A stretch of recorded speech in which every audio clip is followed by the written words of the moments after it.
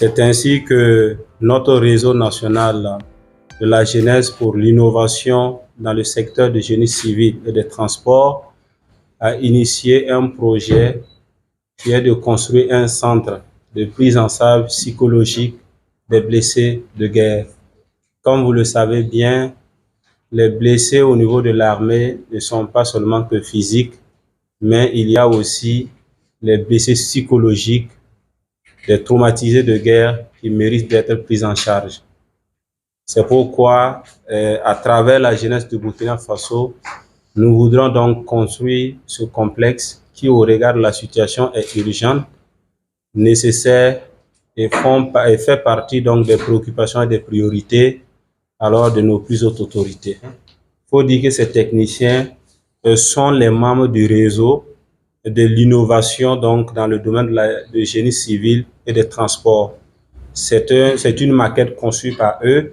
Le suivi sera fait par les jeunes burkinabés. Le main d'œuvre sera mobilisé au niveau de la jeunesse et le bien matériel, c'est-à-dire les matériaux de construction, seront mobilisés à travers les populations et surtout la France jeune pour la réalisation de cette infrastructure.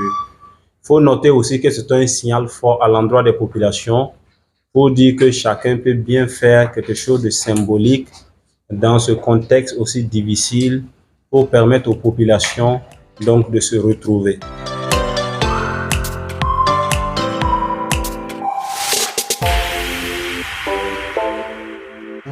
L'émanation de l'engagement de la jeunesse. Et cette jeunesse que nous appelons à se mobiliser, cette jeunesse que nous appelons à prendre conscience de son rôle qui est très important dans la reconquête, non seulement dans la reconquête de notre pays, mais aussi dans le fait de bâtir le socle social de notre nation. Les cours peuvent être donnés de plusieurs manières. Nous avons ici, nous avons vu la démonstration de ces centres psychiatriques qui va être érigé au camp Aboubakar Sangoulé Lamizana. Donc, c'est un projet qui est soutenu non seulement par le gouvernement, mais aussi par les autorités militaires et l'ensemble de toutes les personnes qui peuvent bénéficier de ce joyau-là.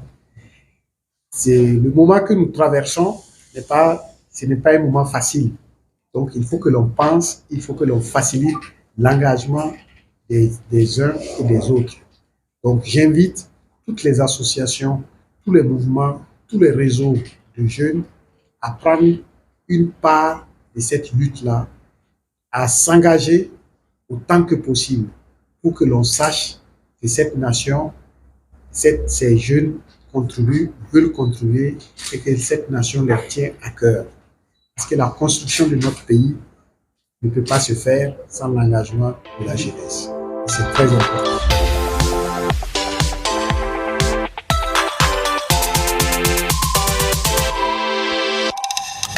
Sur le plan psychologique, on n'a pas de bâtiment.